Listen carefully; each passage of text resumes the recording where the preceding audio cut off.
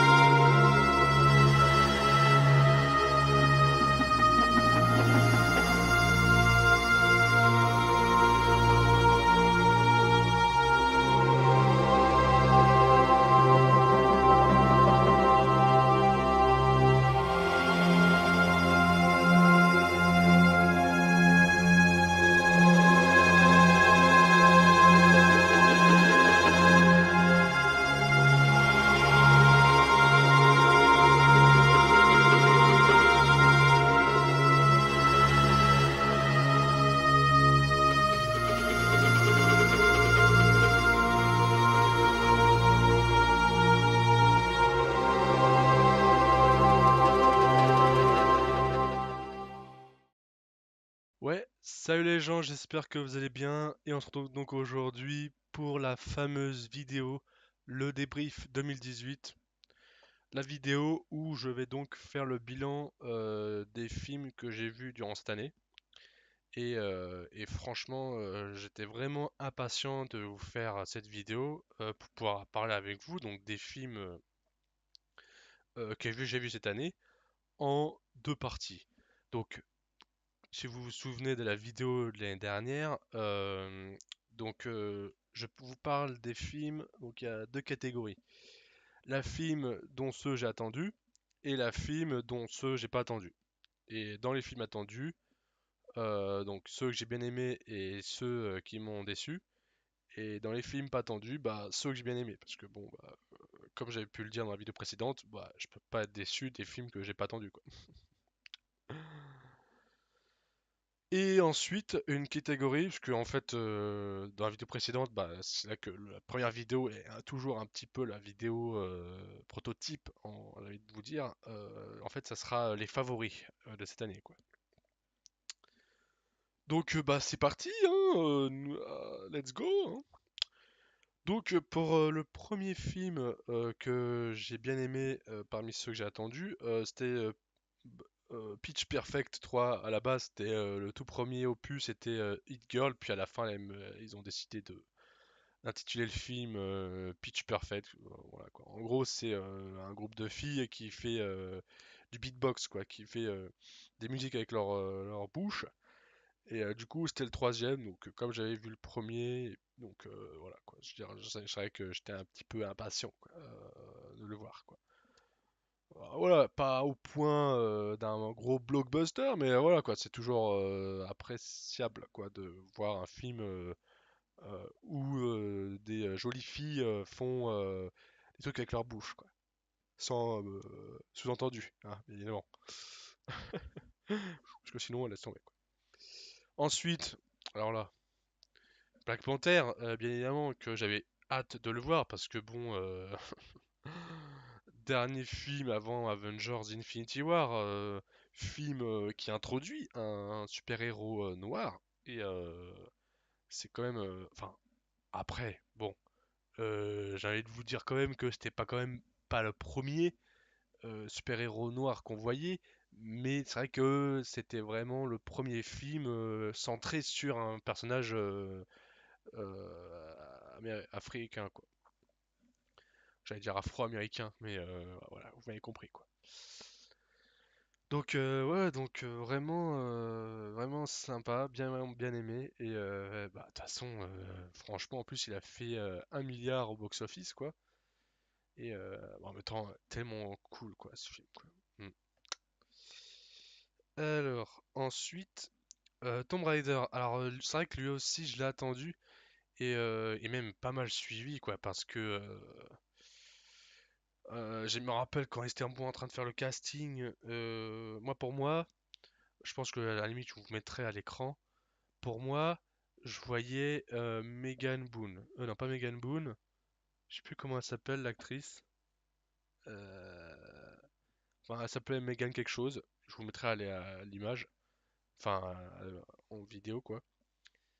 À l'écran. Et quand ils ont dit que c'était entre euh, Alicia Vikander ou Daisy Ridley, parce que bon, l'optique, c'est que là, c'était vraiment... c'était la successrice, ou la successeuse. Enfin, bref, celle qui allait prendre le relais de Angelina Jolie. Donc du coup, niveau bonnet, hein, on perd large. Puis même en règle générale, je veux dire, si quitte à coller au personnage, faut rester un petit peu collé aux formes physiques, quoi. Et alors tout de suite, les filles, machin, pervers, tout de suite, faut que l'actrice ait faut qu'elle ait des grosses poitrines. Regarde, Wonder Woman, Gal Gadot, c'est pas si ouf avec le costume, ils ont réussi à donner de l'illusion, hein. Ouais, mais bon, si vous voulez, si on crée des personnages et qu'au final on respecte même pas les codes du personnage, bah, en même temps, à un moment donné, on peut la mettre noire aussi pendant qu'on y est, et puis avec des dreadlocks, hein. Donc c'est pour ça que, bon, en soi, l'actrice, voilà, elle a un beau visage, mais c'est vrai que quand on la voit, il me semble qu'elle avait pris 10 kilos de muscle, il me semble. Elle est pas mauvaise actrice, mais ça y est tout de suite, ça y est, parce qu'elle a un Oscar, ça y est, tout de suite, on hésite entre les deux stars du moment, quoi, parce que l'autre a fait Star Wars 7, et l'autre parce qu'elle a joué dans Bourne, et parce qu'elle a eu un Oscar. Bon. Revenons au film. Bah, du coup, bah, comme j'avais joué au premier Tomb Raider, donc ça s'inspirait du premier du reboot, quoi. Donc le premier jeu vidéo j'y ai joué, enfin au jeu vidéo qui s'inspirait, bah, c'était Tomb Raider, ouais. Et ouais, bah le film respecte bien les codes du jeu. Et, euh, et après, bon bah ouais, c'était sympa. Bon après, à la fin, l'acte final n'était pas ouf, quoi. Je trouvais même que c'était un peu expéditif, quoi, mais sinon, ouais, ça va, c'était sympa, quoi. Puis à la fin du film, c'est la fin de la bande-annonce. Tellement cliché, quoi. Neuneu, quoi. Ok, d'accord. Ensuite, Ready Player One. Bah en fait, quand je le voyais, je me disais, ah ouais, celui-là, ouais, j'aurais hâte de... Enfin, je me disais, ah, ça a de la gueule, quoi. Et même visuellement, je me dis, ah, ça peut être intéressant de le voir en IMAX. Et je sais même plus si je l'ai vu en IMAX. Si, je crois que je l'ai vu en IMAX 3D. Et ouais, donc c'était... Ouais, il est sympa, quoi. Mais en plus, le nom de Steven Spielberg, c'est étonnant, quoi. Je veux dire, quand tu vois une vieille personne, tu te dis pas qu'il est à fond dans le jeu vidéo, quoi. Mais en tout cas, j'ai bien aimé les références de la pop culture, on aime bien dire ce mot dans les vidéos. Et du coup, ouais, j'ai bien aimé, quoi. Ouais, il est vraiment sympa, quoi.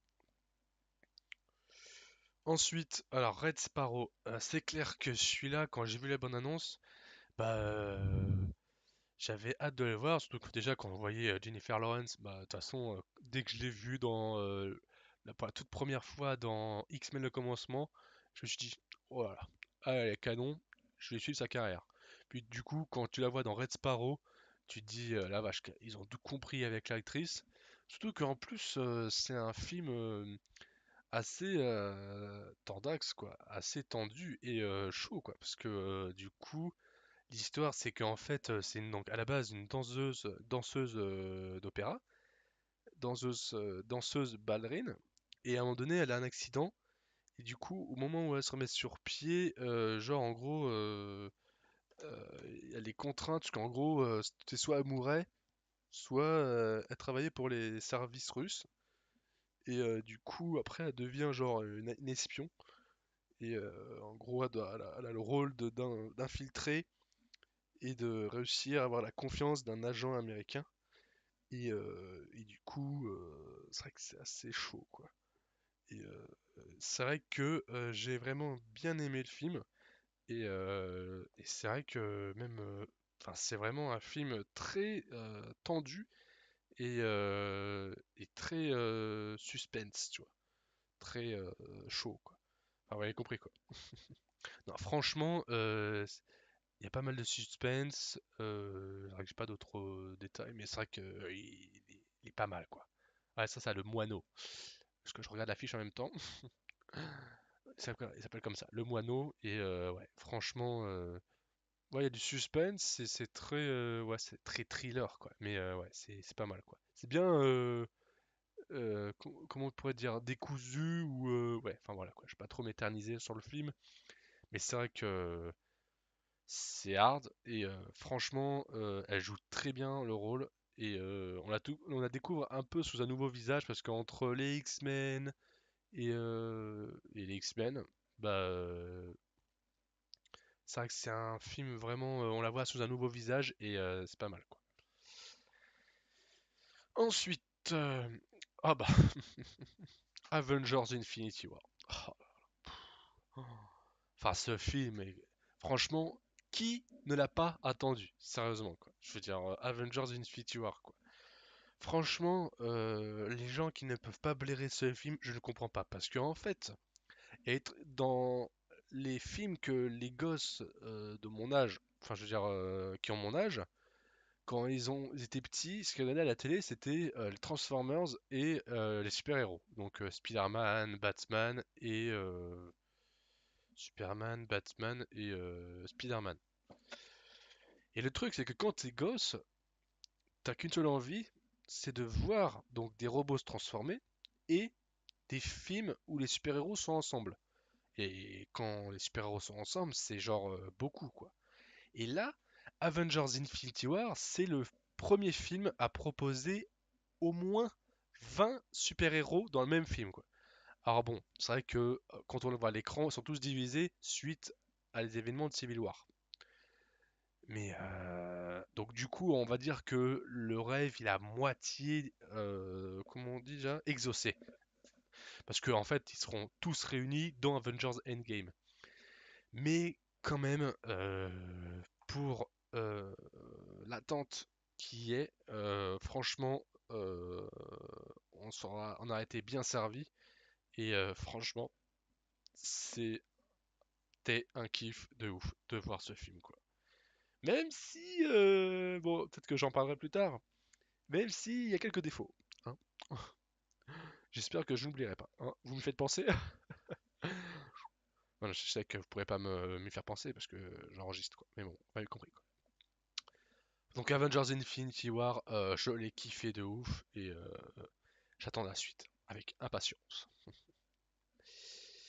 Ensuite, alors attendez 2 secondes, je regarde un truc, ok. Ensuite, Ocean Eleven. Bah, en fait, ce film, quand j'ai commencé à voir les bandes annonces, ça m'a un peu fait marrer. Parce que je voyais des gonzesses. Non, enfin, en fait, non, j'avoue que. Non, c'est surtout Rihanna qui m'a fait marrer, quoi. Surtout à la fin, quand il disait que, genre, en fait, le truc, elle avait juste allumé. Parce que les filles, les deux autres filles essayaient de le faire marcher. Et en fait, Rihanna, elle l'allume. Ah oui, parce que je viens d'allumer. Bon, c'est vrai que c'était pas ouf, quoi. Ça volait pas très haut, mais voilà. Ensuite, quand je vois Sandra Bullock, ouais, c'est vrai que c'était pas un casse sensationnel, hein, mais c'est vrai que c'était sympa de voir, comme il y a écrit sur l'affiche, nouvelle équipe, nouveau plan, nouveau casse, quoi. Enfin, surtout de voir un groupe de filles réunies pour faire un casse, quoi. Parce que je crois que jusqu'à présent, il n'y avait pas eu tant que ça, quoi. Il y avait Ocean Eleven, 12, 13, et c'est vrai que groupe de femmes, il n'y avait pas trop tant que ça, quoi. Même si dans c'est ce qu'ils prévoient de faire dans le MCU, quoi, avec la phase 4. Mais bon, je m'égare. Donc ouais, ça va, il était sympa, et un bon twist, une petite révélation à la fin du film, pas déconnant, et ouais, ça va, quoi. Non, ça va, c'était sympa, il était sympa, quoi. Même si, à mon avis, je pense pas trop qu'il y aura de suite, quoi. Mais bon, je me suis pas renseigné, on verra, quoi. Donc sinon, ouais, il est sympa, quoi. Il est marrant. Surtout avec, merde, comment elle s'appelle? Ah oui, Helena Bonham Carter. Ouais. Elle est marrante, ouais. Mm. C'est celle qui fait Bellatrix Lestrange dans Harry Potter. C'est bon, vous voyez? Bon. Mais au pire, si vous cherchez, faites pause, hein, voilà, quoi, je vous en voudrais pas. Bon, pour la suite, bah ensuite, c'est Ant-Man et la Guêpe. Donc, autant dire que, ouais, j'avais hâte de voir la suite, mais d'un autre côté, j'étais pas tellement pressé. Non, je déconne.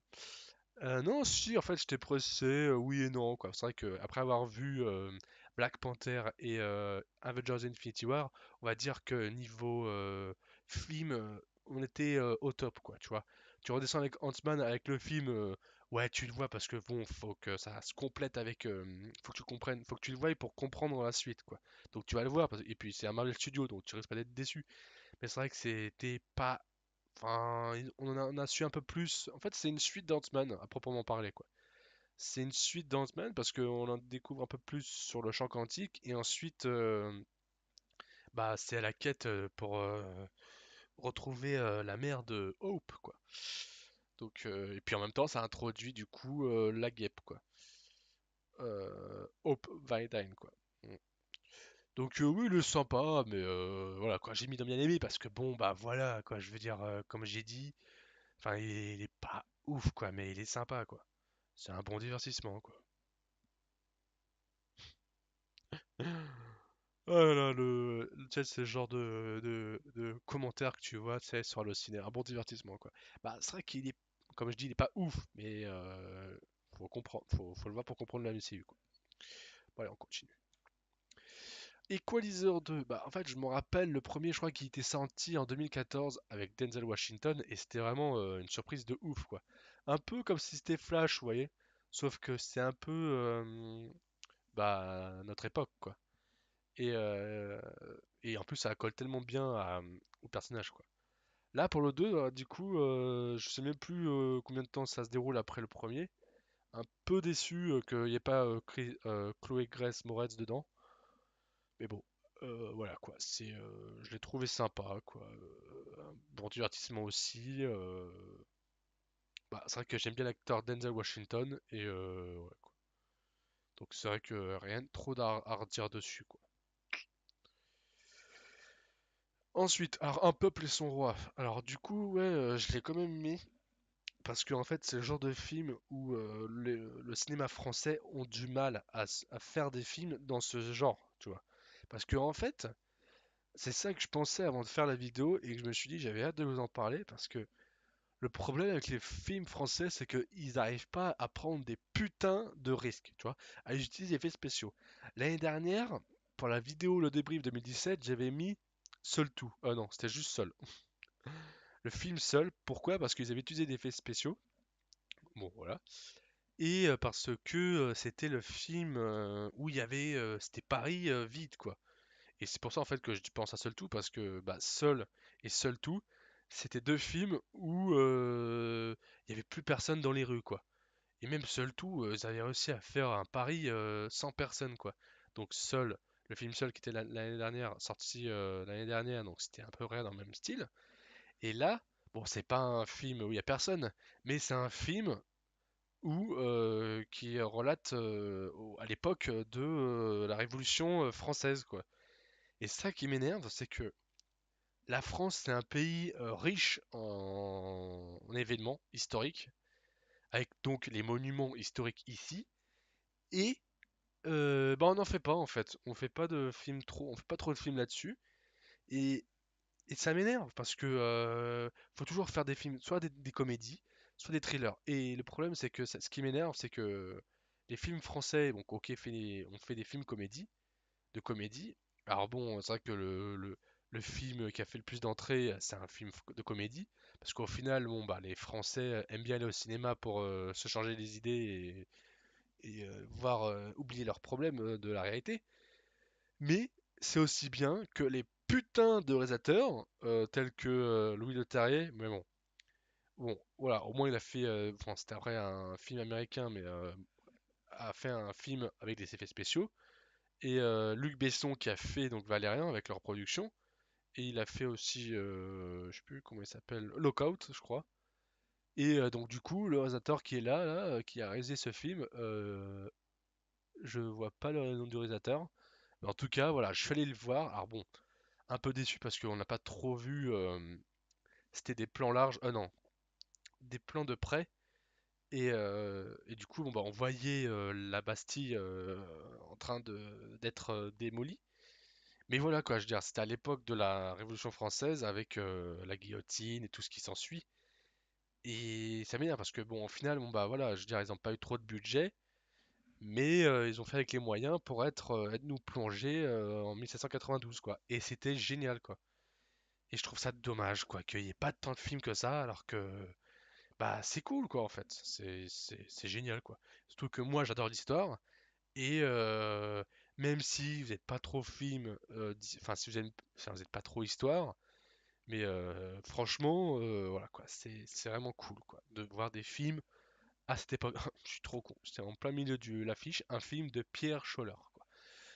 Un grand merci à lui pour avoir fait ce film. Et si il pouvait y avoir s'il pouvait y avoir plus de films français à cette époque, ou durant la Renaissance ou le Moyen Âge, ou ce que vous voulez, bah, ce serait cool, quoi. Et pas avec les visiteurs, parce que bon, voilà quoi, des films à cette époque, ou à la Renaissance, ou au Moyen Âge, mais pas de comédie.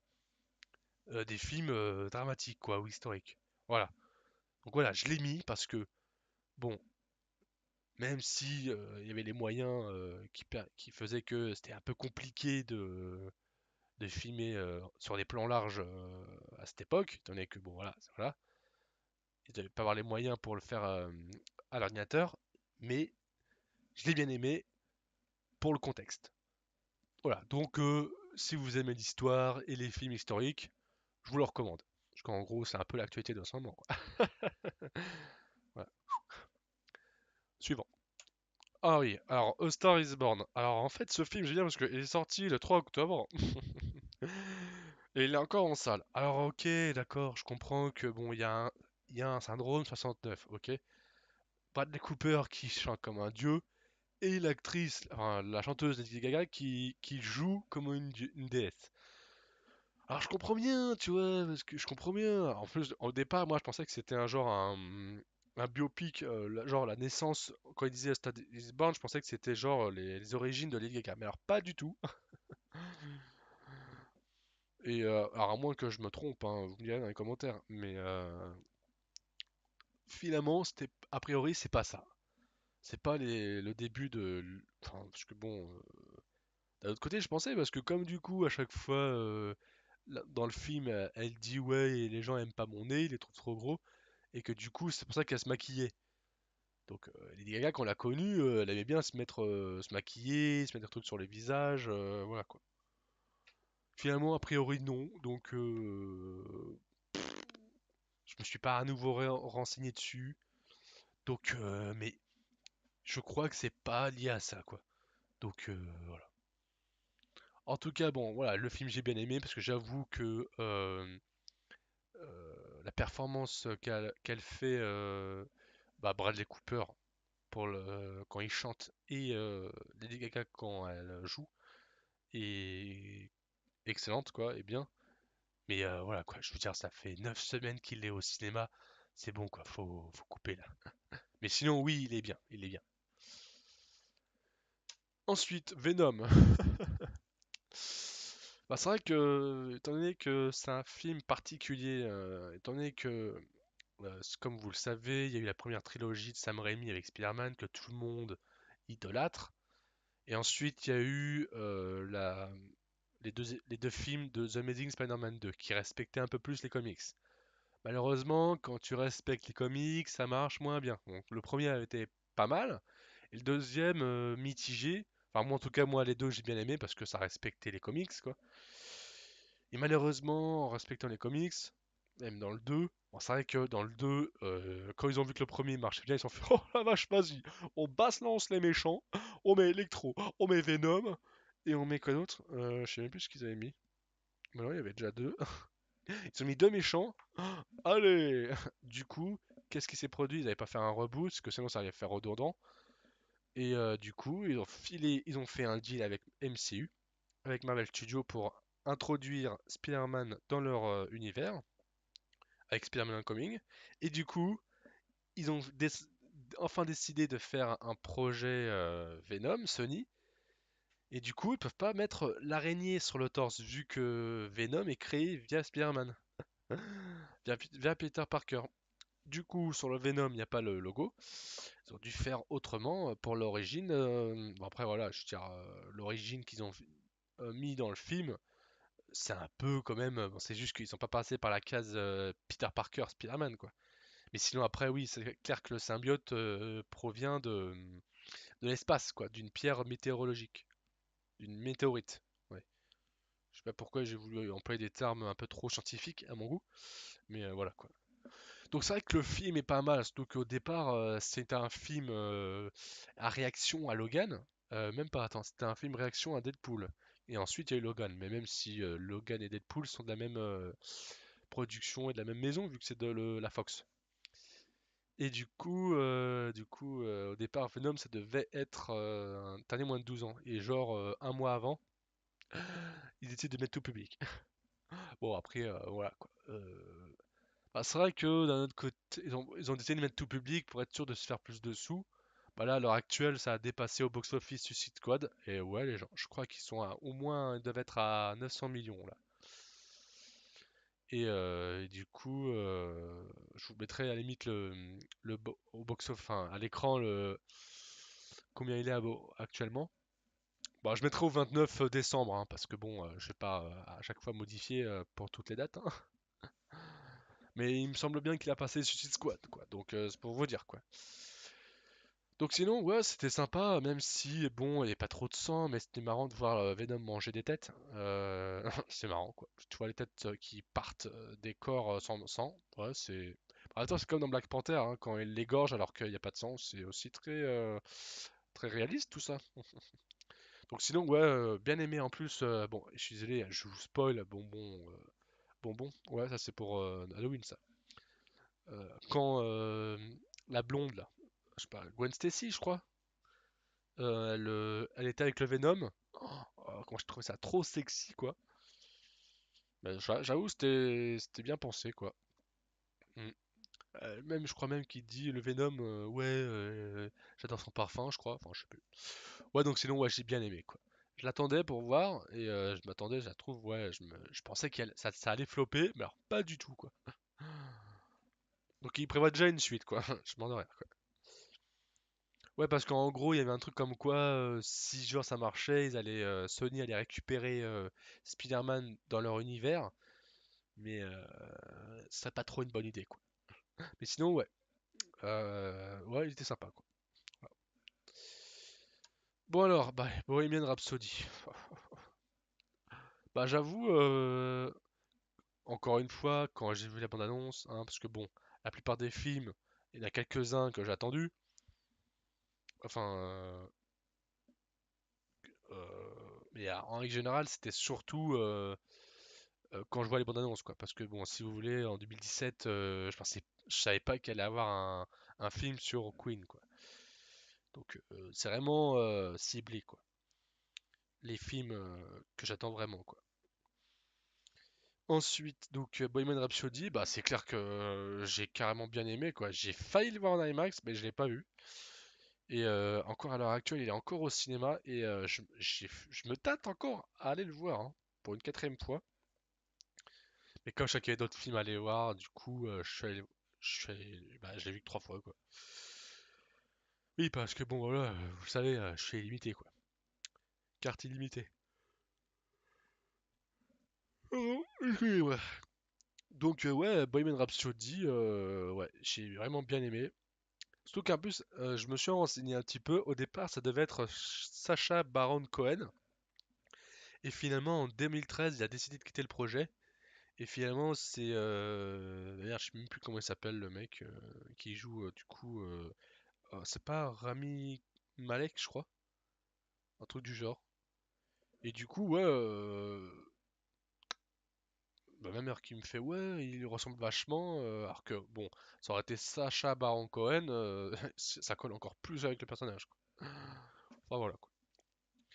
Donc, franchement, Bohemian Rhapsody, une tuerie. Voilà, il claque sa mère, quoi. Bon, après, il y a juste que, bon, le passage où il fait le foufou, où il fait sa fiesta, où il rencontre son chéri, bon, bah, j'aurais pu m'en passer, mais en même temps, ça fait partie de sa vie. Et c'est un peu de ça qu'il est mort. Alors, donc, enfin, pas de son copain, quoi, mais son petit, bah, sa partie, comment on pourrait dire, olé olé, quoi. Enfin, voilà. Où il allait à droite à gauche, quoi. On a compris. Ensuite, du coup, ensuite, Aquaman.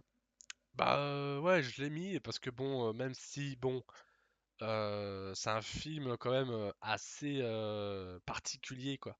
Parce que si vous voulez, il a été produit avant le flop de Justice League et il est sorti après. Et il devait déjà même sortir beaucoup plus tôt et il a été repoussé quoi. Et au final, j'aime bien parce qu'en plus, ça a été réalisé par James Wan. Le film réalisé par un réalisateur qui fait des films sombres, parce que James Wan a réalisé les deux plus premiers Conjuring. Je me demande même s'il n'a pas réalisé un Saw, mais à confirmer. Excusez-moi. Et, euh, et ensuite, et ensuite, il a fait les deux premiers Conjuring et Fast and Furious 7. Le Fast and Furious où Paul Walker est décédé. Donc autant vous dire que en termes de ténèbres, en termes de sombre, tu vois, c'était le bon réalisateur. Sauf que là, paradoxe, c'est le premier film depuis Justice League, après le flop, qui est coloré, hein. Donc pour un film qui fait plus tellement partie de l'univers de DC, univers partagé de DC, mais qui en même temps a encore des petits bribes, parce qu'au départ ils font mention de Steppenwolf, j'ai trouvé quand même le film vachement coloré. Armera, oh, elle est juste magnifique, hein, pour pas dire autre chose, mais oh, en rousse, non mais je suis à tomber par terre quoi. La fille, elle est, mais je fonds devant elle quoi. Tellement elle est belle quoi. Mais c'est bien parce qu'au moins c'est les films, tu vois, t'en as chacun pour les filles comme pour les garçons quoi. Même si franchement, je préfère là, même si j'étais une fille, franchement, enfin je sais pas quoi. Je préférerais plus Mera, mais je sais pas quoi. Parce que bon, Aquaman, je sais pas quoi. Franchement, Jason Momoa, il y a quand même, je sais pas, il y a quand même mieux quoi. Je sais pas, Daniel Craig, c'est mieux quoi. Je sais pas, Aquaman, enfin Jason Momoa, je trouve pas si ouf quoi. Euh, voilà quoi. Mais Mera quoi, oh là, c'est un truc de ouf quoi. Bon, on parle du film, Mathieu, hein. Donc ouais, sinon le film, c'est limite, ouais, donc le film est bien, pas mal. C'est limite quand on est dans la flore, sous l'eau, putain, il y a des moments, je me serais cru dans Avatar, si vous voulez, quoi. S'il te plaît, quoi. Euh, Franchement, en plus, même quand ils sont en train de parler, qu'ils sont dans l'eau, pas dans la bulle d'air, hein, dans l'eau, tu te dis, non mais comment ils ont fait, quoi. Je veux dire, même quand tu vois les cheveux, euh, tu les vois flotter, c'est un truc de ouf, quoi. Laisse béton. Donc, bon, ensuite, alors, voilà. Donc c'est vrai que pour la performance capture, GG quoi. Putain, pourquoi je dis performance? Enfin pour la technologie de l'eau, où ils filment, ils parlent dans l'eau quoi, ils ont réussi à filmer sous l'eau, mais avec des effets spéciaux, c'était vraiment bien fait quoi. Donc c'est pour ça que ouais, la performance, la technologie, ouais, performance quoi. Ou non, je sais pas comment on pourrait dire. La prouesse technique, voilà, je trouvais le mot. Enfin, voilà, quoi. Ensuite, et du coup, Bumblebee, que j'ai vu récemment là. Bah, donc ouais, j'attendais quand même un peu de le voir, parce que depuis le temps qu'il parlait de faire le spin-off sur Bumblebee, bah ça se déroule à rien, parce qu'en fait, quand j'y réfléchis, alors c'est vrai que le film est pas à l'intérieur d'un film, t'as un Transformers, mais en même temps c'est un spin-off. Donc c'est vrai que je l'ai vu en 2D. Et le film est mignon, voilà, il est pas ouf, il fait le taf, en même temps c'est les origines, et bah, en même temps il est tout seul, donc tu peux pas vendre trop de rêves, quoi. Mais même vendre trop d'action, mais le film est sympa, il respecte la transition avec le premier Transformers, même si je me dis quand même entre 87, parce que c'est aux alentours de, enfin durant les années, durant l'année 1987. Alors que je me dis que d'un autre côté, ça doit se dérouler 20 ans avant, parce que Attends, il me semble que le premier Transformers est sorti en 2007, hein, de mémoire. Et, euh, et du coup, ouais, c'est vraiment sympa, quoi. J'espère en tout cas que l'actrice bah, va avoir pas mal de suites, quoi. J'espère que sa carrière va bien monter, quoi. Parce qu'elle le mérite, quoi. Voilà, donc on a fait la part, on a vu les films que j'ai attendus, que j'ai bien aimés. Là maintenant, on va passer un peu plus en profondeur. On va passer au point sensible, au cœur du sujet, hein. On va passer aux films que j'ai attendus qui m'ont déçu, quoi. Alors, pour commencer, on va commencer par Jurassic World Fallen Kingdom.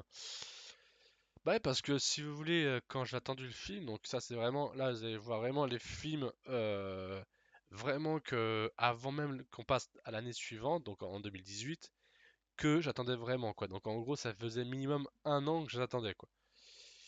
Jurassic World, enfin ouais, ça fait peut-être même 2 ans que j'attendais quoi. Bah, depuis la fin du premier quoi.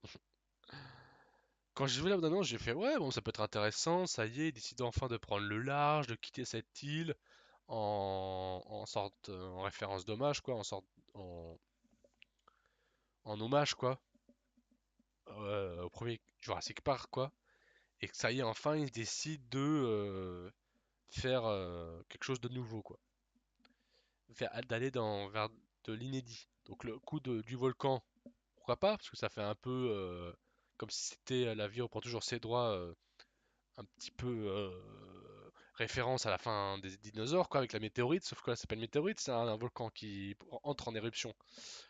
Donc voilà.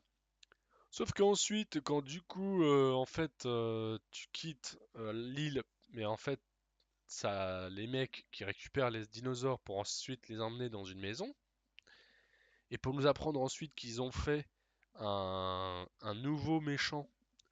Je sais même plus comment il s'appelle. Je crois que c'est un Raptor Dominex, je crois, un truc du genre, quoi. En gros, je sais pas comment on pourrait dire, parce qu'en gros, le Dominus Rex, c'était dans le premier, Jurassic World, et dans le 2, en fait, ils font un Dominus Rex 2.0, donc mais version Raptor, quoi. Donc je me rappelle plus comment s'appelle exactement le second, mais en gros, ils t'ont refait un Raptor modifié génétiquement, quoi. Et en fait, tu changes juste de lieu, quoi. Donc, un peu vachement déçu, parce que le film au final se résume à se dérouler dans deux lieux, l'île et la maison. Alors bon, ok, les réalisateurs avaient dit ouais, on essaiera de vous introduire du suspense. Waouh. Donc, un peu déçu, quoi. Et j'ai hâte que dans le 3, ils vont s'améliorer, quoi. Bon, après, c'est là que tu te dis que en faisant ce film, ça se trouve c'était une transition. Parce que du coup, quand tu vois la fin, tous les dinosaures sont en liberté, quoi, dans tout le monde entier. Bah, C'est là que tu dis que en fait, dans le 3, je veux dire, ça coïncide avec le titre la saga, quoi, Jurassic World. Donc en gros, tout le monde entier maintenant sera, comment on pourrait dire, sera en danger, si on peut dire. Le terrain de chasse, quoi, des dinosaures, quoi. Donc en gros, maintenant, voilà, quoi. Donc les dinosaures sont dans le monde entier. Donc en gros, n'importe quel endroit. Donc ça serait cool d'un côté qu'ils puissent tourner n'importe où du coup, parce que comme ça peut permettre donc de tourner n'importe où.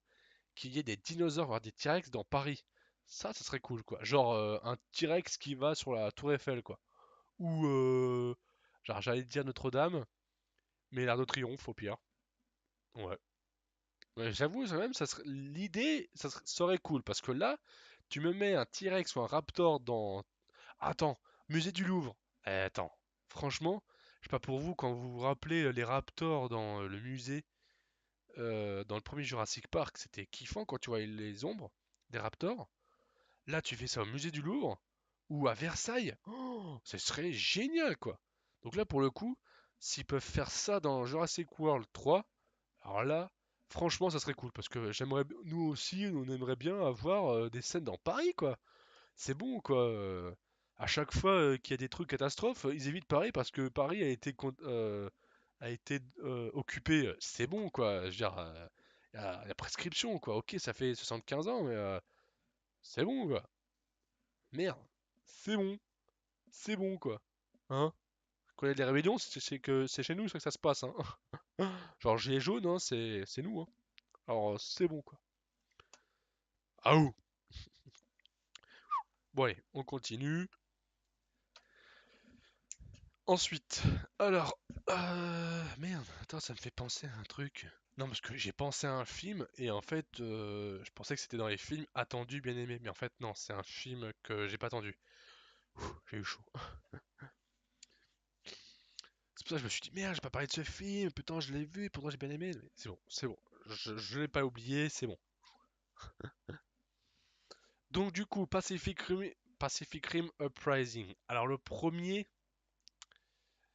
vous comprendrez après pourquoi j'ai eu ce petit moment de panique, hein, vous comprendrez. Pacific Rim. Eh oui, parce que celui-là, j'avais donc hâte de le voir, parce que je me suis dit, ouais, trop bien, ils lancent sur le deuxième, ils vont être chaud patate avec les kaijus. Non, ça, hein. Ah non, c'est les Jaegers, autant pour moi. Les kaijus, c'est les méchants. Enfin, les monstres, quoi. Ils vont être chaud patate avec les Jaegers, ça va envoyer du sale et tout. En plus, quand je commençais à voir, genre un mois avant, les trucs enfin, enfin. Non, parce que bon, c'était genre 6 mois quand même après épisode 8, donc avec John Boyega, c'était un chou patate quoi. En plus, quand j'ai vu que du coup il y avait même plus l'ancien acteur qu'on avait dans le premier, j'étais un peu deg quoi. Je fais putain, le mec. Alors il y avait au moins l'actrice, la chinoise qu'on avait vu dans le premier, je me suis dit enfin, quand même quoi. Encore heureux quoi. Mais ouais, quand je l'ai vu qu'il était pas là, j'étais un peu déçu. Moi, je me suis dit, bon, bah voilà quoi, nouvelle génération oblige. Et du coup, ouais, clairement déçu quoi, parce que ça faisait un bout de temps qu'il devait sortir quoi. Il a mis du temps à arriver. Et en fait, c'est pas Guillermo del Toro qui l'a fait parce qu'il était sur un autre projet. Et c'est ce projet-là dont je vais vous parler, mais un peu plus tard, parce que je l'avais pas attendu celui-là. Et voilà. Donc bah vachement déçu. Même le troisième acte est esquissé. Bon, il a pas été trop expéditif non plus, mais un peu déçu quand même parce que c'est vrai que c'était un peu ah au départ on a du mal et puis là ah attends c'est le dernier ultimatum il nous reste plus qu'une seule arme on peut le faire et tout et ouais vraiment un peu déçu quoi et même s'il y avait du potentiel hein mais ouais j'étais un peu déçu quoi mais quand tu comprends aussi que il n'y avait pas Guillermo del Toro derrière et qu'il était ailleurs c'est là que tu comprends quoi. Du coup, il aurait été là, peut-être que ça aurait marché, mais bon, c'est quand même de la production de Guillermo del Toro, mais bon, il est sympa aussi, mais par rapport au premier, j'en attendais mieux, quoi. J'en attendais un peu plus, quoi. Donc voilà. Ensuite, vous allez me dire pourquoi Deadpool 2? Bah, en fait, le truc c'est que quand t'as vu le premier, en fait, dans le premier t'as la surprise, quoi. Donc en fait, c'est vrai que dans le premier, il n'y avait pas tellement de scénario. Enfin, il y avait un scénario, mais c'était un peu à la what the fuck, là. Là, du coup, tu passes sur Deadpool 2. Au départ, c'était Frank Miller qui devait le faire, et du coup, il y a eu divergence artistique avec Ryan Reynolds. Du coup, ils ont trouvé quelqu'un d'autre. Par contre, je me rappelle plus du nom du réalisateur. Et en fait, c'est là que tu vois là quand même la différence entre le premier et le deuxième, c'est que dans le premier, c'était un peu prise de quatrième mur et un peu what the fuck. Dans le deuxième, tu sens que il y a un scénario un peu plus sérieux, et il y a aussi une charge aussi, un cahier des charges à remplir, étant donné que le troisième, c'est en vue de la X-Force. Du coup, là, dans le 2, tu es obligé d'introduire de nouveaux personnages, donc en vue de la X-Force, et du coup, c'est un scénario, ça fait un peu plus professionnel. Parce que du coup, c'est un nouveau réalisateur, tu vois. Du coup, comme il y a un scénario, donc, comme je dis, avec un cahier des charges en vue de la X-Force, bah, du coup, il y a une ligne directrice, moins what the fuck que dans le premier, et du coup, bah, ça casse un peu le beau quatrième. Ça, tu l'as toujours, quoi. Même si en plus, je veux dire, ça casse le mythe, et du coup, bah, on perd le charme qu'il y avait dans le premier, mais ça s'explique, quoi. Par la X-Force, quoi. Dans le troisième film. Donc même si bon, ils ont ils ont un peu surjoué dans le générique du début. C'est là que ça y est, les mecs, ils ont réussi dans le premier, ils se sont dit ouais, c'est encore plus what the fuck, on va mettre partout du kikoulol, ouais. Le truc c'est que ça y est, dès que ça a du succès, comment on pourrait dire, on prend le melon et du coup ils sont plus pissés quoi. Voilà. Donc c'est sympa au départ parce que tu vois, au début, tu essayes, t'en fais pas trop. Et dès que tu as du succès, bah ça y est, comme je dis, tu prends le melon et ça casse tout, quoi.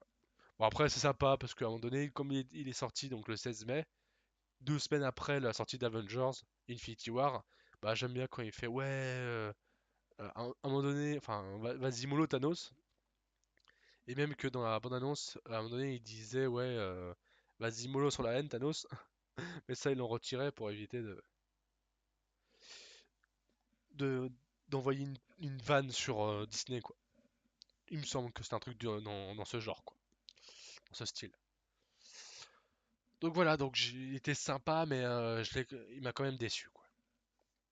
Et ensuite, oui, vous avez bien vu, Equalizer 2, je le remets. Bah ouais, parce qu'en fait, si vous voulez, ça fait un peu comme Deadpool. Le truc, c'est que dans le premier, en fait, en fait, c'est la surprise, quoi. Donc du coup, tu découvres, ah, c'est inédit, c'est super et tout, quoi. Et du coup, durant le film, bah, en fait, c'est comme le premier. C'est un peu genre, il est tout seul face à plusieurs mecs, parce qu'en plus c'est carrément ça, qu'il dégomme un par un, en laissant le boss en dernier. Sauf qu'en fait, c'est moins spectaculaire que le premier, et du coup ça perd son charme à nouveau. Je te dis, hein, comme le premier, enfin comme Deadpool. Et même si ça fait plaisir de le revoir, bah au final, c'est pas si ouf, quoi. Donc, pareil, un peu déçu, quoi. Mais sinon, ça quand même faisait quand même plaisir de le revoir dans son film, quoi. Puis voilà, quoi. Je veux dire, il est pas tout jeune non plus, quoi. Même s'il y a eu que peut-être 2 ou 3 ans d'écart entre le premier et le deuxième, et puis même d'un côté, ouais, du coup, ouais, j'allais dire, il est sorti plus tard, donc il est plus vieux, mais au final, le temps est pareil, quoi. Ouais, bon, enfin voilà, quoi.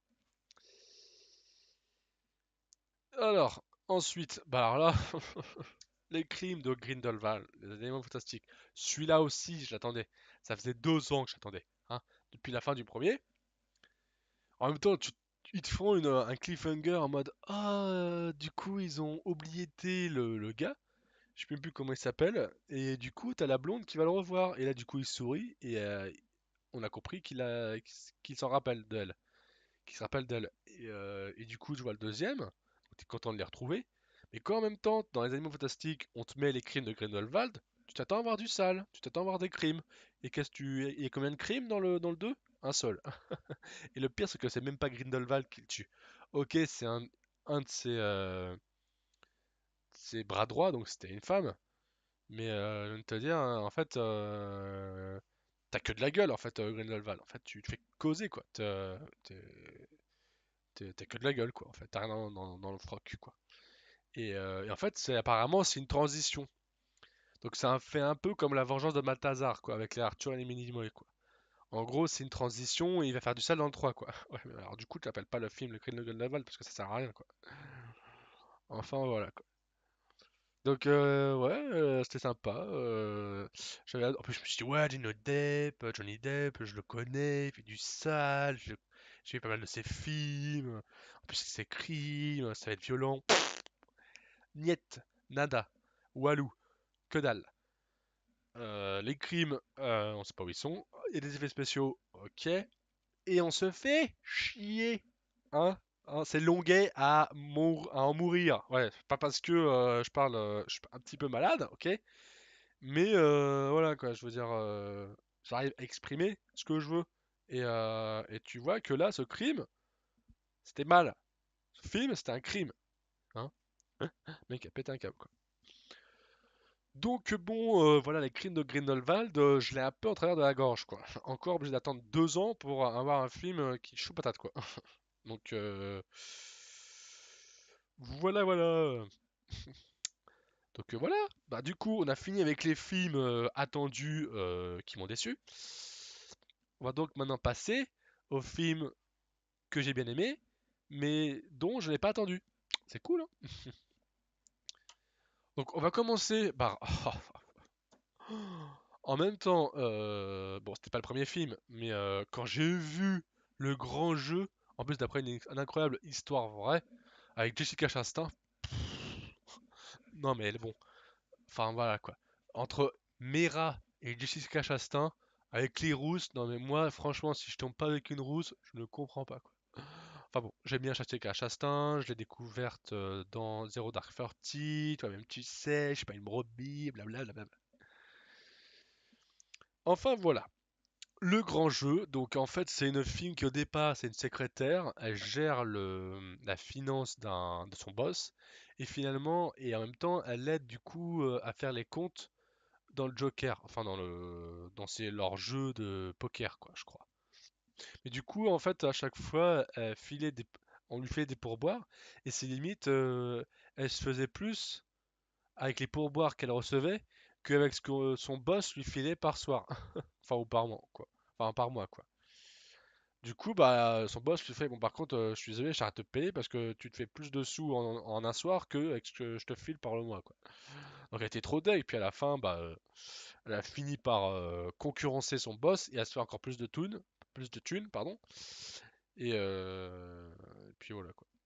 Ah, par contre, c'est bizarre parce que celui-là, je me rappelle vachement bien de l'histoire. Par contre, il y aura d'autres films, je suis désolé, je me rappellerai un peu moins bien. On se demande pourquoi, hein. Coquin, ouais. Enfin bref. Donc le grand jeu, ouais, vachement bien. Et puis, bah, si vous kiffez Jessica Chastain, bah, en plus il y a même Idris Elba et Kevin Costner. Je me rappelle même plus. Bon, en tout cas, mais foncez, hein. Si vous kiffez Jessica Chastain, allez-y, foncez, hein. C'est un peu dans la veine de. Je sais même pas comment. Ouais, je sais pas comment.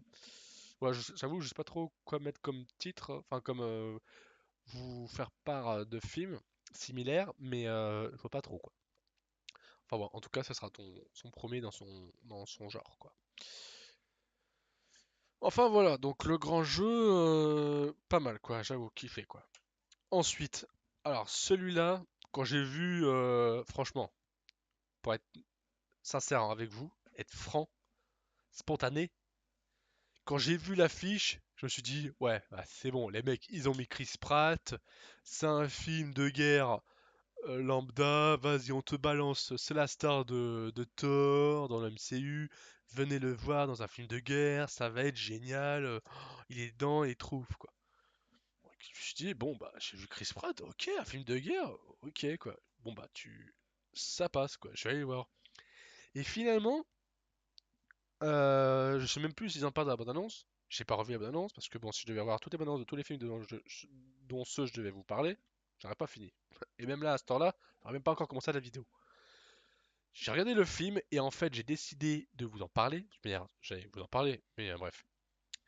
Parce que en fait, ce film, en fait, je me suis dit, putain, en fait, c'est un univers partagé. Mais je vais vous le faire après. Ce film-là, franchement, si vous me connaissez pas et que vous êtes encore là, et que vous l'avez pas vu, il faut mater ce film. Parce que, en fait, si vous êtes né dans les années 90 et que pour vous aussi, le 11 septembre 2001 a été pour vous une date importante dans votre vie, et que vous aimez les films de guerre, ce film-là, je vous le conseille chaudement. Vous savez pourquoi? Parce qu'en fait, ce film, raconte la première opération spéciale qu'ils ont. Mais la toute première opération spéciale après le 11 septembre. Donc c'est en fait la première chose militairement parlant qu'ils ont fait après le 11 septembre. En fait, tu vois, il y a le 11 septembre, bim, le lendemain, ils font ça, quoi. Donc en fait, peut-être que ça se déroule, je crois, un mois après, je crois. Donc c'est limite, en plus, on a vu Jessica Chastain dans la fiche d'avant, le film d'avant, que j'ai découvert dans Zero Dark 40, c'est limite Horse Soldiers, en fait, c'est un univers partagé. Horse Soldier, non, Horse Soldier, Soldiers. C'est le premier film d'univers partagé. Zero Dark 40, c'est le dernier. Les mecs, vous avez un univers partagé à vous tous. Là, si vous voulez, vous pouvez faire un film pour chaque année. Vous avez 2001, vous avez 2011, c'est bon. Vous pouvez faire encore 9 films, c'est bon. 9 films sur l'univers partagé, terrorisme post-11 septembre, c'est bon les mecs. C'est bon là, vous avez un univers à vous tout seul quoi. Donc là, Jerry Bruckheimer, celui qui a produit La Chute du Faucon Noir, c'est pour toi. Alors en fait, celui qui a réalisé, c'est Nikolai Fulsig. Ok, d'accord. Bon, je sais pas si t'es russe, mais bon, ok, d'accord. Peut-être que t'as des origines russes, hein, mais voilà. Enfin bon, en tout cas, franchement, sinon pour revenir au film, c'est un film, franchement, j'ai kiffé. J'adore. Parce qu'en plus, à un moment donné, bon, déjà, bon, il y a Thor, cela va de soi, quoi. Donc même pour les films, franchement, pour les couples, c'est le film parfait, quoi. Parce qu'en fait, les mecs, ils adorent les films d'horreur, les films d'action, films de guerre, tout ça. Et en plus, il y a Thor. Donc la film, elle aussi, elle bave. Mais en plus de ça, c'est que dans le film, il y a même des AC-130 qui tirent sur les talibans. Donc tout de suite, NW2, NW3, même NW1. Donc tout de suite là, comme on dit déjà, carré gagnant. Voilà, combo, combo gagnant. Et ouais. Donc franchement, 31 janvier, bah franchement, j'ai vraiment, mais en tout cas, kiffé ce film et je vous le recommande chaudement. Voilà, si vous kiffez les films de guerre, cordialement, la direction. Ou Matic 78 pour les intimes.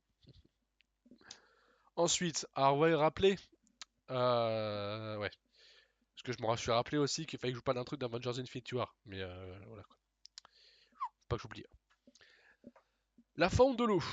Ouais, alors en fait, quand j'ai vu le film, je suis putain, c'est chaud ce film. Mais en fait, quand j'ai vu que c'était réalisé par Guillermo del Toro, je me suis fait, ah, c'est vrai. Je me suis rappelé qu'il pouvait pas réaliser la Pacific Rim parce qu'il était sur un projet personnel. Et vous vous rappelez quand je vous disais que Pacific Rim m'avait déçu parce qu'il n'avait pas été réalisé par Guillermo del Toro parce qu'il était sur un autre projet. Le voilà notre projet. Le projet personnel de Guillermo del Toro. C'est celui-là. Et ben vous savez quoi? Je l'ai kiffé aussi. Et ouais. Tellement kiffé que bah, je vous le recommande vivement. Et c'est vrai que c'est assez glauque quand même. Parce qu'en fait au départ, c'est des militaires. Enfin au départ elle est muette. Donc déjà tu te fais putain, on va se faire chier quoi. Et en fait non, ça va, ça. Au bout d'un quart d'heure, c'est vrai que c'est chaud quoi. Mais elle est pas toute seule non plus, donc il y a d'autres personnages qui lui parlent avec le langage des signes. Et en fait, même pas forcément avec le langage des signes.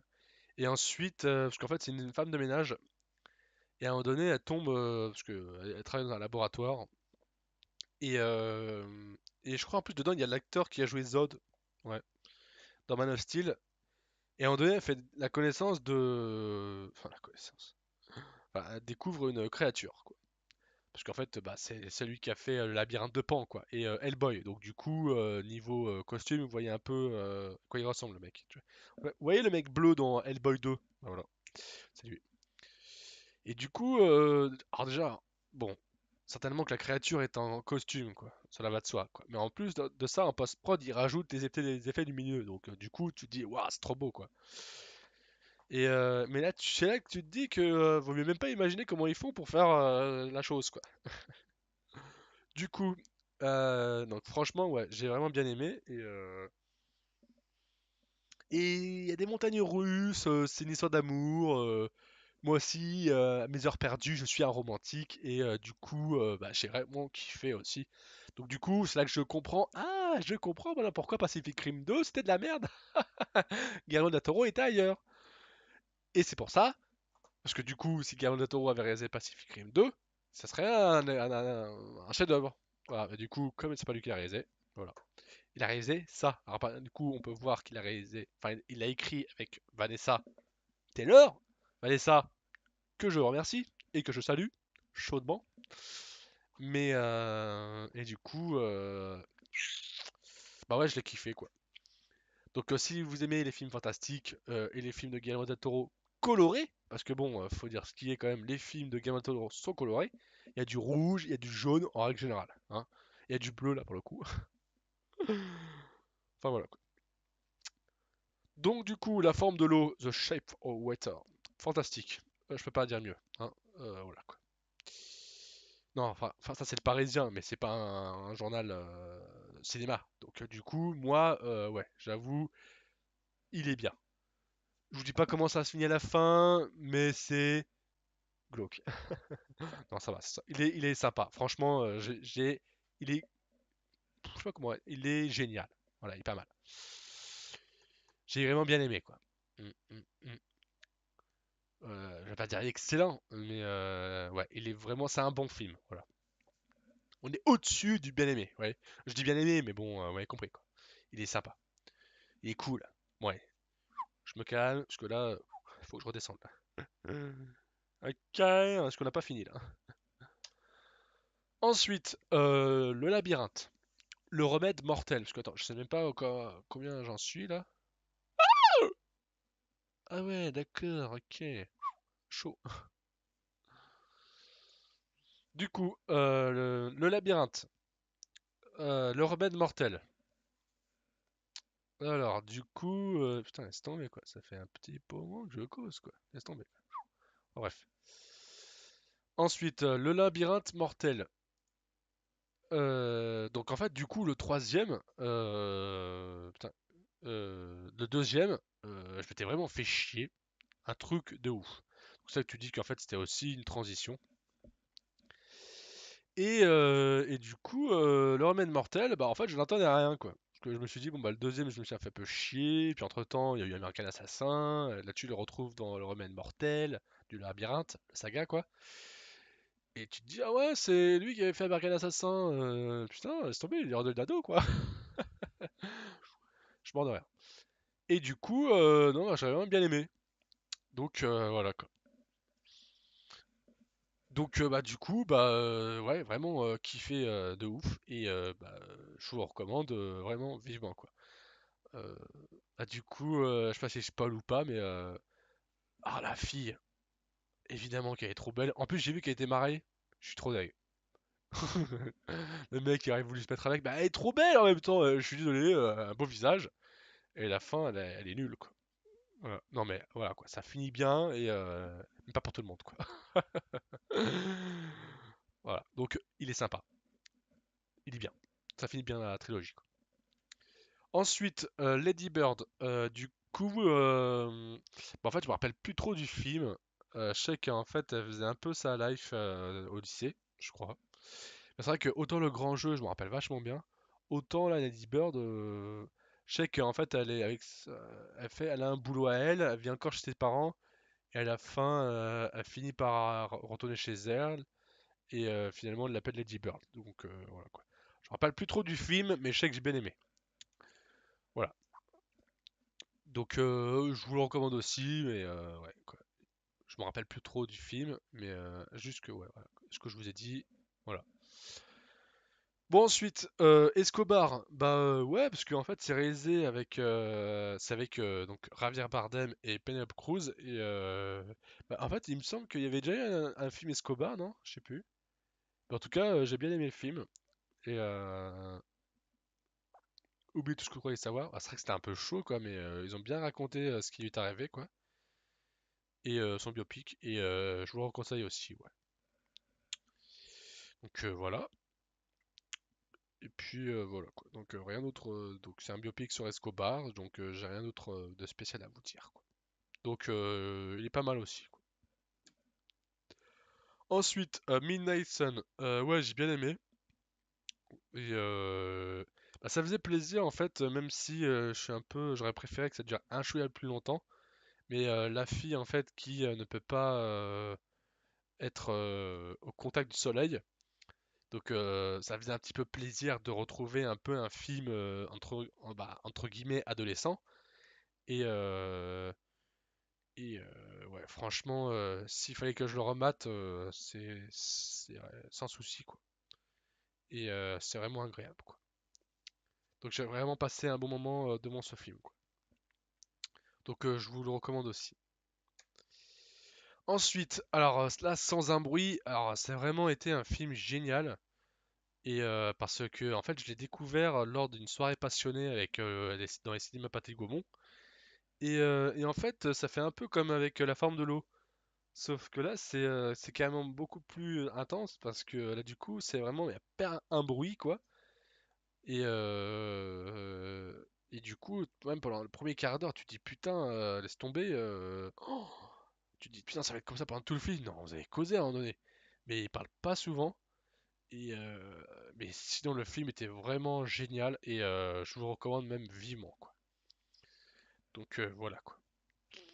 Donc vraiment un bon film d'horreur. J'ai même vu qu'il prévoyait de faire une suite et qu'a priori, j'espère que c'est une suite et pas un préquel. En gros, préquel, c'est ça se déroule avant, pré pour pré quoi, pour le préparation quoi, et c'est pour suite quoi.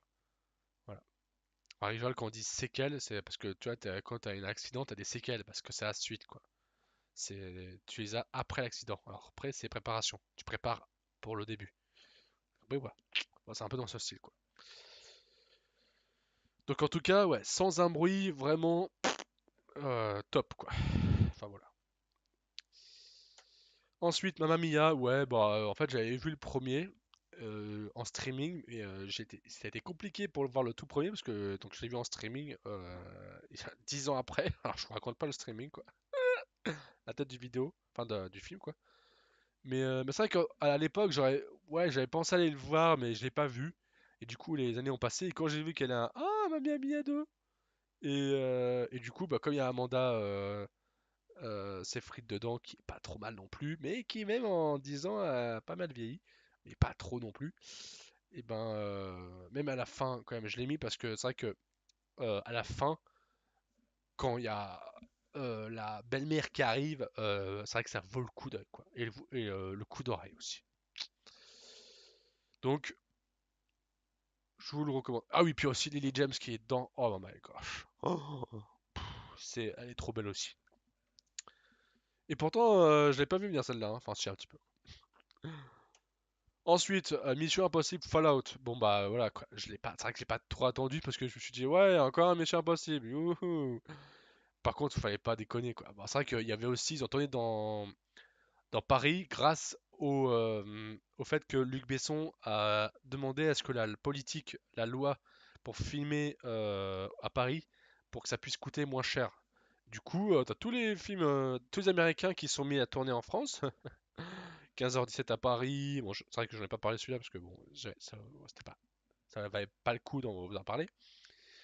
Mais c'est Mission Impossible Fallout, donc a fait partie certains de ces films qui ont pu être tournés grâce à Luc Besson. Et quand je vois Henri Cavill, je me suis dit, faut pas me la faire à moi, ça va être lui le méchant. Et perspicace que je suis, bah ça a été le cas. C'est bien lui, le méchant. Et la fille aussi, pas mal, mais voilà quoi. Donc bon bah voilà, vous savez bien, voilà quoi. J'ai rien à vous dire de plus qu'il était sympa quoi, le film. Voilà. Ensuite, Darkest Mind, bah en fait, ouais, bah c'est un peu un Hunger Games divergente si vous voulez quoi. Donc j'ai hâte de voir la suite aussi. Il y a du potentiel par les producteurs de Stranger Things et de Premier Contact. Donc peut-être qu'il y aura une suite, peut-être pas. J'espère qu'il y aura une suite, hein, mais voilà quoi. Ouais, sympa aussi. Ensuite, en eau trouble, ouais, bah je voulais en parler aussi parce qu'au final, quand je suis allé le voir, je me suis dit, ouais, bon bah de toute façon, enfin, déjà dans les retours que j'ai eus, pas mal de gens disaient, ouais, ça va être un film type direct ou DVD, encore un film Sharknado, où il y a des requins qui mangent les gens et tout, voilà quoi. Et finalement, en allant le voir, du coup, j'en entendais rien. Je me suis dit, ça doit être un gros flop de ouf. Mais vu au contexte et vu les retours, bah, c'était vraiment curieux de le voir. Et bah étrangement, il était vraiment génial quoi. En plus, il y a le casting est franchement pas trop mal. J'ai vu du Ruby Rose, du Jason Statham.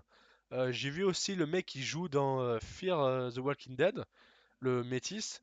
Je me rappelle plus comment il s'appelle. Mais ouais, ouais. Franchement, bon film de requin. Et en plus, c'était des gros requins, des mégalodons. Et franchement, si vous avez l'occasion, si vous avez une télé 3D, bah allez-y, hein, roule ma poule quoi. Mais sinon, bah en 2D quoi. Mais en tout cas, ouais, je vous recommande vivement. Un bon film de requin, ça sort pas souvent. Et bah, je vous le recommande vivement quoi. Ensuite, L'ombre d'Emily, bah alors là, franchement, je veux dire, quand tu réunis sur une affiche enfin deux de mes actrices préférées, Anna Kendrick et Blake Lively, oh, je veux dire, tu réunis deux déesses dans un même film, mais c'est juste magnifique, quoi. Et on va dire, ah oui Mathieu, tu vas voir les films en fonction des s'il y a des belles filles. Bah, c'est vrai que ça aide, hein. Regardez pour Outsiders, ils ont mis Thor, mais et puis même pour Aquaman aussi, hein. Mais du coup, ouais, bah c'est vraiment un bon film que je vous recommande vivement, quoi. Donc voilà quoi. C'est le film. Euh, Attendez, que je me souvienne un petit peu. C'est la femme qui est pas mal pris par son boulot et du coup elle essaye de trouver une babysitter mais finalement elle disparaît et du coup la meilleure amie essaye de la retrouver et puis finalement elle voit qu'en fait elle voulait faire tout ça pour essayer de gagner de l'argent via l'assurance vie et puis finalement sa meilleure amie a réussi à la griller et à contrarier ses plans et finalement voilà quoi. Et entre-temps elle se fait son chéri alors qu'elle elle se fait passer pour morte. Non non mais ouais, ça paraît pas comme ça, mais c'est un bon film qui se tire dans les pattes, quoi. Mais franchement, c'est pas mal, quoi. Voilà. Donc voilà, je vous ai résumé à peu près le film et franchement, ouais, c'est pas mal. Ensuite, Kursk, en plus, donc c'est une histoire de sous-marin, comme vous pouvez voir. Et en fait, ça s'est déroulé, donc c'est une histoire vraie qui s'est déroulée et en plus produit par, donc, comme je vous en parlais, de la production Luc Besson, production EuropaCorp. On dirait pas en plus comme ça. Et en fait, c'est une histoire vraie via un sous-marin. Merde, je sais plus s'il a été coulé ou pas. Attendez, merde, je sais même plus ensemble jusqu'au bout. Je crois que c'est une explosion qu'il y a eu, un test nucléaire. J'avoue. Ah oui, attendez, je crois que c'est une ogive qui a explosé ou je sais plus. Enfin bref, il y a eu un accident. Et du coup, en fait, ils ont tout fait les Russes en sorte pour pas que les tout ça pour leur fierté en fait. Ils ont pas voulu parce que des pays étrangers viennent les aider pour les sauver. Du coup, donc le sous-marin s'appelle le Kursk, et du coup, ils auraient pu les sauver. Et en fait, du coup, les dirigeants russes ont dit ouais, allez, d'accord, donc c'est bon, on n'a pas réussi à les ramener, du coup, vous irez à l'aube. Et quand ils descendent, bah, ils étaient tous morts, quoi. Donc, ils ont tout fait en sorte pour pas les sauver, et c'est vraiment triste, quoi. Et c'est un bon film historique que je vous recommande vivement. Et en plus, c'est arrivé en 2001, donc même si ça date pas d'hier, c'est quand même pas si vieux que ça.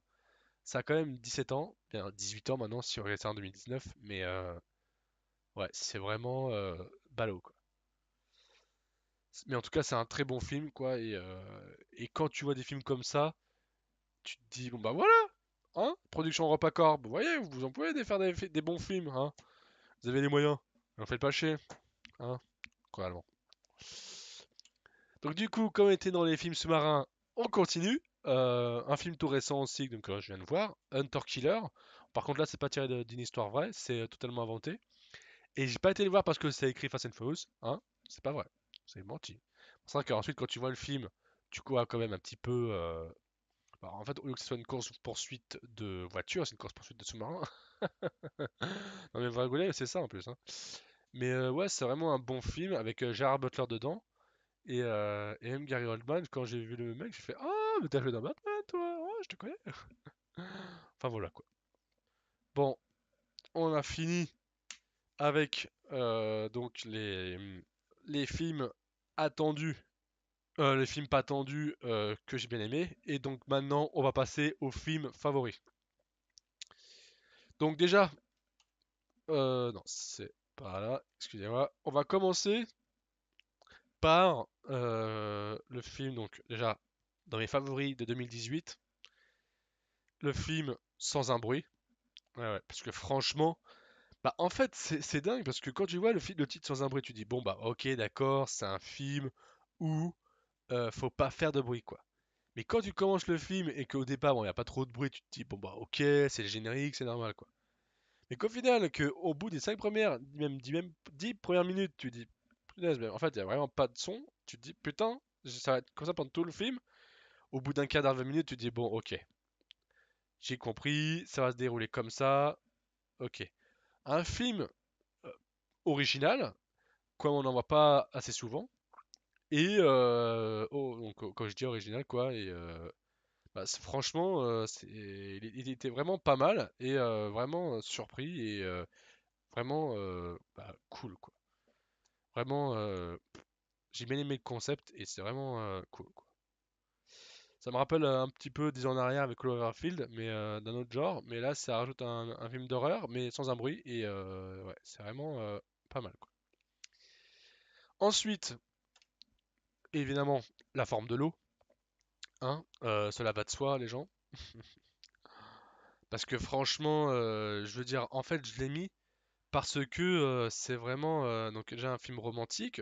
C'est coloré donc à la manière, à la patte de Guillermo del Toro.